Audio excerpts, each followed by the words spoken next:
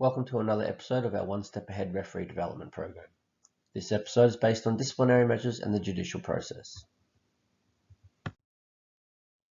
First thing we need to ensure that we're all aware of is the discipline protocol. So there's a copy of it there that you can read through at your own leisure if you wish to pause this presentation. Otherwise, the thing that's really important is our structures, if you like, so the process that we follow. So we don't always have one size fits all disciplinary measures. In fact, it's quite varying, and we'll talk about that a bit more later. But we have warnings for players, warnings for officials and spectators, forced substitution of players or of the captain if there's something else happening with managers or coaches, no longer a period of time but a sin bin, and then we obviously have the send-off for the remainder of the match. Now, any time a player is sent off for the remainder of the match, incident reports must be written by each individual referee who is on that game. Now, those referees can talk about the incident prior to writing their reports, so debriefing the game itself, but once they start writing the reports, they're no longer able to talk to each other about what they're writing. That doesn't mean they can't get support from another individual, it just means the support can't come from a referee that they have just officiated the game with. So in the TFA Responsibility Code, there are plenty of different pieces of information about abuse, harassment, etc. Again, you're welcome to go find that document and read through it, or pause the presentation and read through in more detail. So let's think about some of the breaches that we actually have. So there are continual breaches of the rules. There might be a player that's always offside or constantly doing hard touches, talking back to us, those kind of things. We look at the process and we escalate as we deem fit. Hopefully we're able to give warnings on the run if it's not too bad. That may escalate to a penalty, may escalate even further to a conversation with the captain and the player, forced substitution, sin bin, potentially even removal from the game. Now, hopefully we're mitigating along the way, communicating as much as we can about things, preloading to try and prevent some of those incidents from continuing to occur. But sometimes we know there are players that just don't pay attention to any of that and continue to escalate their behavior. That's why we need to act. Okay, we need to be fair, we need to be consistent, we need to be early in our decision making, and we need to ensure that we are doing it all in the best interest of the game and the safety of everyone involved.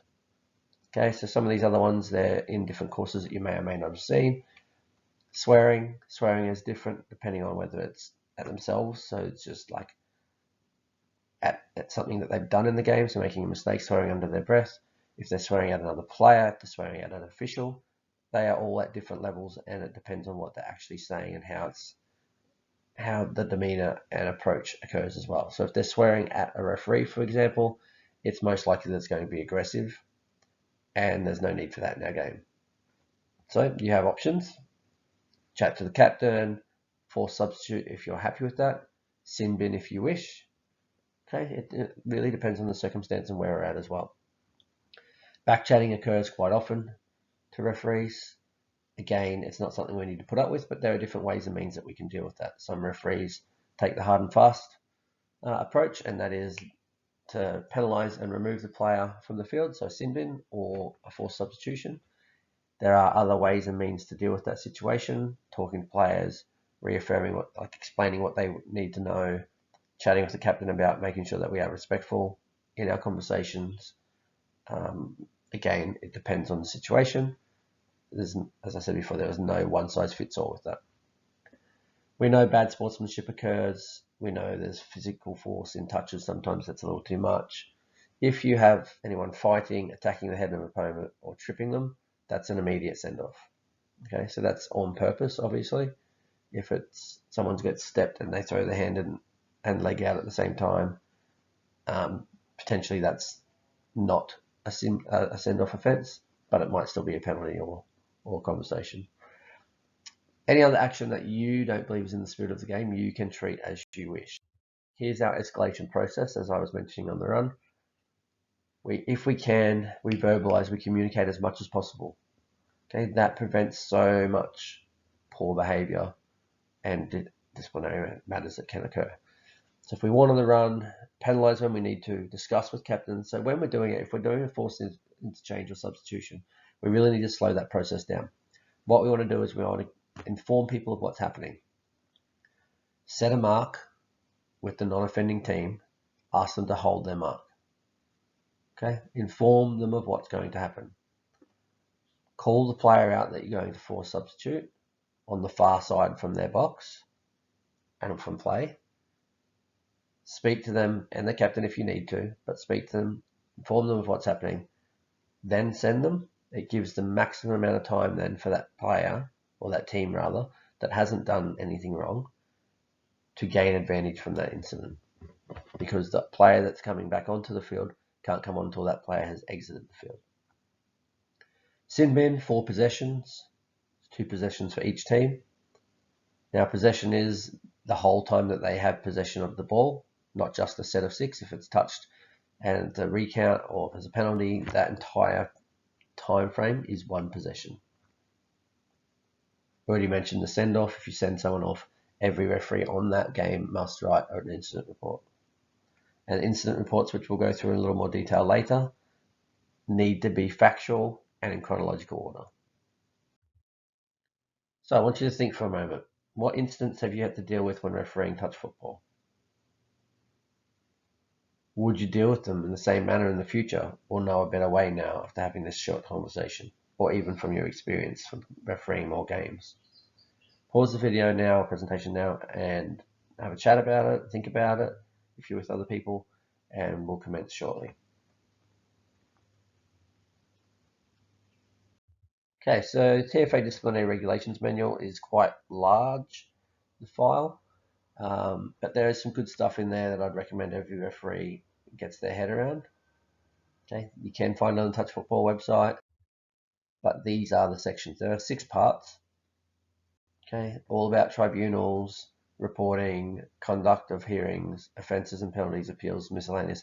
And then there's some appendices which give us some really good ideas of what should be given as penalties. Okay. So I've heard from a number of people that the two-match suspension is not being adhered to in some places. If a player is sent for the remainder of a game, they receive an automatic 2-week or 2-match suspension. So this is where a player has been sent for the remainder of the game and there's no judicial action following that incident. So everybody's happy that the 2-match suspension is the only consequence for their actions. If they're having a bye, that doesn't count as a match completed, so it would then go to 3 matches or 3 weeks, depending on where they're at. But there's more information there if you need to read it. Again, feel free to pause the presentation at any stage to read through any of this information. As an official who makes a report, it's really important that you provide details of the alleged offence, okay, in clear note form, identifying player number, team, who's involved, when they're involved, what they did. Just short dot points is fine. Okay, it doesn't have to be an essay, but it needs to be clear on what has actually happened and what you've seen and who it's aimed at. You as a referee will be asked to attend the disciplinary tribunal, and there's more information than that in here. It tells you everyone else is involved as well.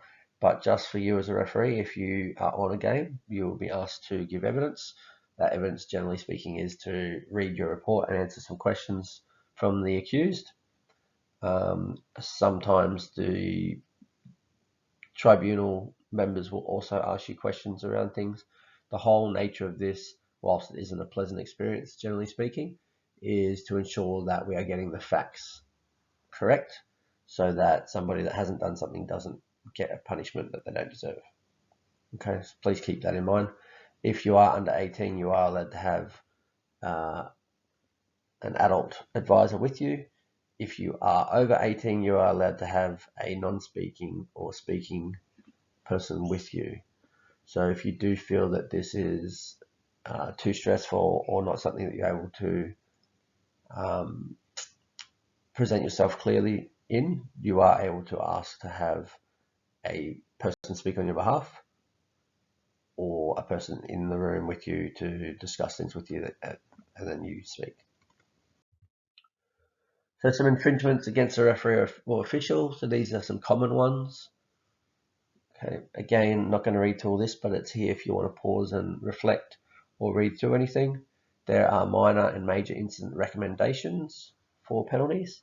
So continual back chat if the player is then sent for the remainder of the game, or incident reports are deemed worthy of putting in, because you don't have to send a player off to provide an incident report. Then the recommended action for that is between a 2-game and a 24-game suspension, depending on obviously the level of that behavior. And it continues down the page.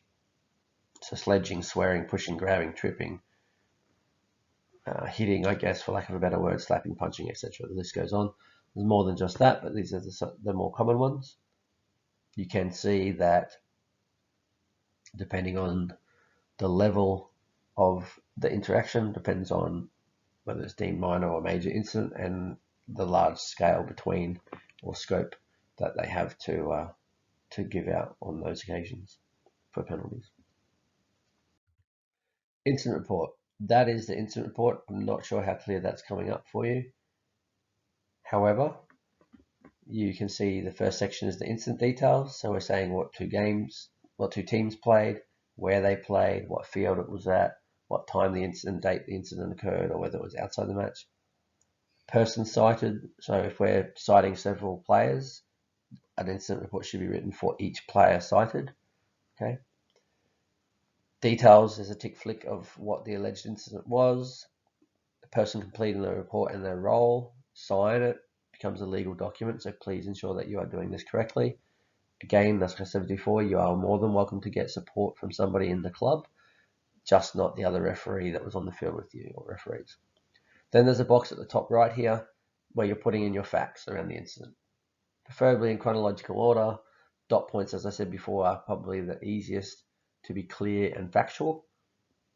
Keep your emotion out of the report where possible, unless obviously you felt threatened or fearful for yourself and your safety, then I would suggest we write that in, because that's an important thing. Then we're going through witnesses. Generally, we put the other referee as a witness and somebody else if we can. And then that gets submitted to your referee director, to your affiliate director, to whoever needs to collect those in your affiliate, and that then becomes passed on to the relevant party to act accordingly. We do have only a short time frame to do that, so 3 days is the maximum before people need to be notified of this. It's always best, I find, to do it as soon as possible once you are calm, if you are not calm at some point in time. So what I would suggest for each of you is go review the regulations. So that's the disciplinary regulations we spoke about at the start. Be familiar with the incident report form and process. That's really important. Okay, so if you don't have a copy of the incident report, please go and search Google for it, or go to TFA website. That's where you'll find it. And then seek support as you need it from referee coordinators, competition administrators, referee coaches, anyone, mentor referees, anyone that's able to support you in the process to ensure that you're getting it right. Okay. As I said before, it's not a pleasant process when you're going to a judiciary and being asked questions about things that you've written, seen, cited. But the whole nature of that process is about getting the truth, to ensure that when we do make decisions around what punishments to hand out, they are in accordance with what they should be, and we are giving them to the right people. So that's the session. Nice short one this week. If you have questions you want answers to in relation to any of this, please feel free to ask them in our Facebook group, or simply email me direct on the contact details there.